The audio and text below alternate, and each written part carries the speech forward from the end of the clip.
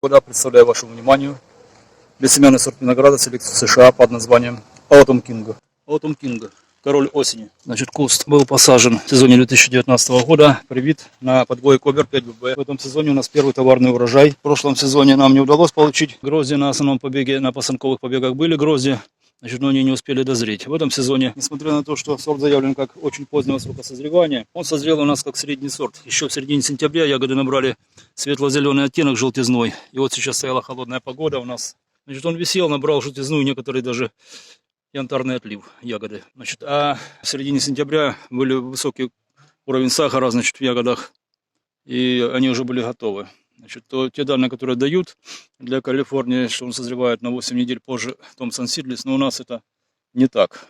У нас получается раньше. Это характеристики этого сорта. Сорт этот был выведен Министерством сельского хозяйства США, станцией исследования и размножения фруктов Фресно, Калифорния. Он запатентован и выращивается в промышленных насаждениях. Заявлен как очень позднего срока созревания, пригоден для хранения, очень высокой транспортабельности. Грозди.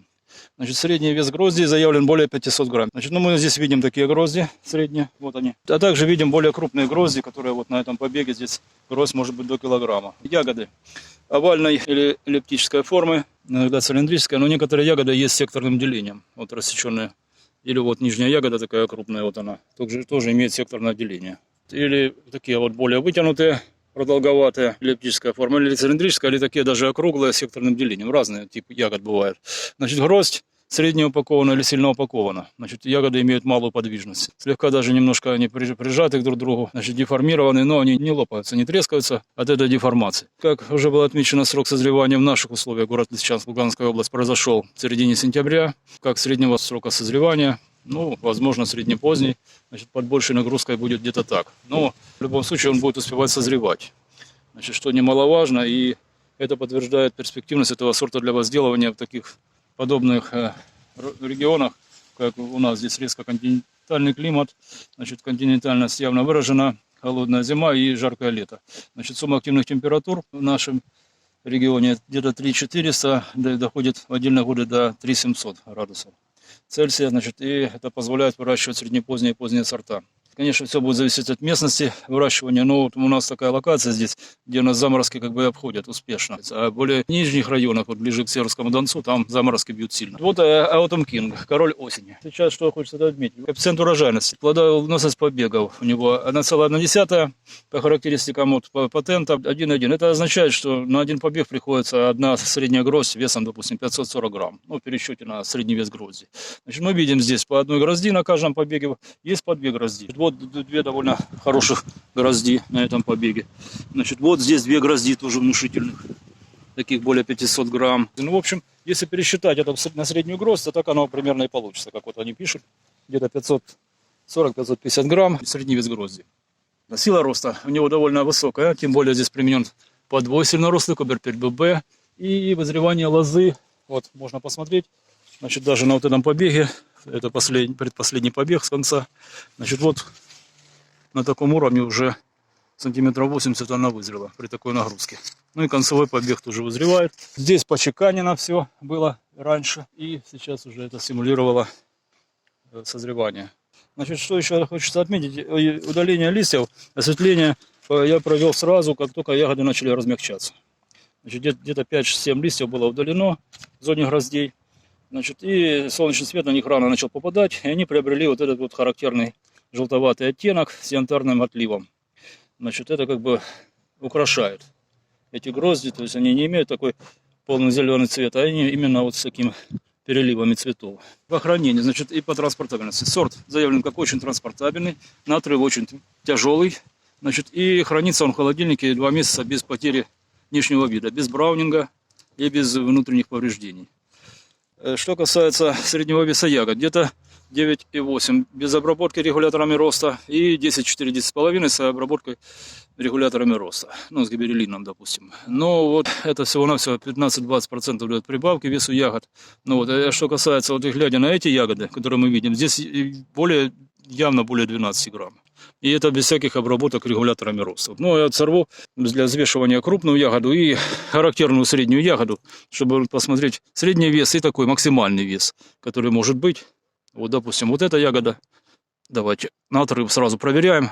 Это, значит, один из показателей транспортабельности, характеристика. Усилие на отрыв, усилие на прокалывание ягод и усилие на раздавливание ягод. Но что касается на раздавливание, ну, они такие довольно упругие, ну, немножко вот пружинистые. Там есть какая-то, видать, полость внутри, но нет пружинивать. Ну, давайте попробуем сорвать. Не так просто. Вот, сорвал. Ну, довольно-таки усилия придется приложить. Значит, ягода секторная. Рассечение, значит, на 3 доли здесь. 3 сектора рассечения. Я сорву такую обычную среднюю ягоду вот, ну, отсюда. Давайте вот эту сорву вот такого типа. Вот. Значит, более средняя и самая такая, можно сказать, одна из самых крупных. Взвесим. Значит, ягода обычная. Ну, 12 грамм. Ну, может, я чуть там крупнее, чем обычную сорвал. Ну, даже больше то, что заявляется средний вес 9,8. Ну, крупная, смотрите, почти 18 грамм. Это без всяких обработок регуляторами роста. Ну, теперь разрежем.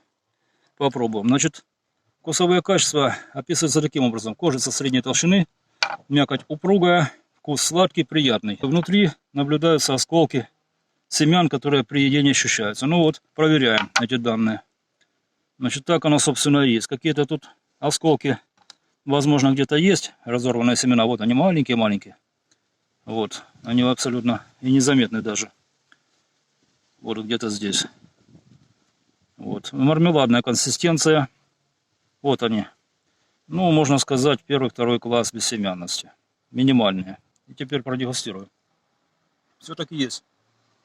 Вкус сладкий, гармоничный. Уровень сахаров и кислот в балансе. Кожица средней толщины, мякоть упругая, мармеладная консистенция. Вторая ягода. Ну, то же самое. Значит, здесь какие-то осколки в вырожденном состоянии. Какие выводы можно сделать? Первое плодоношение в нашей местности при сумме активных температур 3400 в среднем, 3700 максимально, значит, показывает то, что сорт созревает в средний или среднепоздний период. Город Лисичанск, Луганская область, Украина. Значит, если прививать на подвои, которые ускоряют срок созревания, то можно получать созревание и раньше. Значит, особенно если применять пристенную культуру выращивания. Значит, где-то около южной стены, значит, дома, или это забор глухой, южный сплошной. Значит, с южной стороны высажена эта прибавка суммы активных температур, за счет аккумуляции тепла в ночное время создается, и тепло это выделяется ночью, как бы, и ускоряется созревание урожая. Значит, такими технологиями можно ускорить созревание. Значит, сорт перспективен, он дает урожай. Вот, мы видим, что на каждом побеге есть 1-2 грозди. Вкус очень хороший, транспортабельность высокая. Конечно же, предпочтительней применять не вертикальную шпалеру для таких сортов, а потолочную опору. Значит, конструкция типа арка, пергола, беседка, где, значит, запас древесины будет нарощен, большой, длинные рукава. И лозы в горизонтальном положении, и побеги, и плодоношение будет с лучшим коэффициентом идти. Коэффициент плодоношения лоз будет повышаться. Значит, рост здесь станет крупнее, ну а ягоды мы и так видим, что бывают очень крупными. Я продемонстрировал плодоношение сорта Autumn King, король осени, в условиях город Лисичанск, Луганская область, Украина, в сезоне 2021 года. Рекомендую обратить внимание виноградарям на этот сорт, значит, который прошел испытание на нашем винограднике. Значит, видим 3 ягоды весом 41,14 грамм. Где-то по 13, в среднем по 14 грамм каждая ягода. Для кишмиша это очень крупный размер. Да, я, конечно, сорвал здесь крупные ягоды, но вот даже средние ягоды были 11-12 грамм, 10 грамм. Это очень крупный вес. Значит, и мы видим, что класс бессемянности у него практически первый. Здесь какие-то осколки незаметные семян присутствуют. Значит, вот одна ягодка, допустим, вот это весит, ну, практически вот 15 грамм, 14,75. Эта ягода будет где-то 12,9 грамм, и эта ягода 13,5 грамм. Значит, и что, конечно же, замечательно, то, что эти ягоды обладают очень высоким классом бессемянности. А сегодня 7 октября 2021 года, срезали грозди сорта Autumn King, король осени. Вот такие вот хорошие крупные грозди с огромными ягодами. Вес некоторых ягод доходил до 18 грамм. Значит, средний вес этих ягод от 10 до 12 грамм. Кишмиш практически 1-2 класса. Бессемянности там есть какие-то разорванные осколки семян присутствуют. Ну, в таком виде, что их практически незаметно. Значит, вот на солнышке он набирает желтизну в этот момент. Ну, сейчас холодно, особо не зреет. Он созрел в середине сентября, как средний сорт получается. Да, набрал достаточное количество сахаров. И вот сейчас за начало октября он гроз более килограмма. Ну, здесь около килограмма. Замечательный кишмиш с огромными ягодами, пригодный для хранения. Autumn King, король осени.